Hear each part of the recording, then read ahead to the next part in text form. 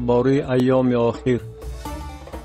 کلامی که اشعیا ابن آموس درباره یهودا و یروشلیم در رؤیا دیده است. و در ایام آخر واقع خواهد شد که کوه خانه خداوند بر سری کوه‌ها برقرار خواهد گردید و از تپه‌ها بلند خواهد شد و همه خلق‌ها سوی آن روانه خواهند شد. و قوم‌های بسیار رهسپار شده خواهند گفت بیایید به کوه خداوند و خانه خدای یعقوب برایم، تا که او طریق‌های خود را به ما تعلیم دهد و ما به راه‌های او روانه شویم.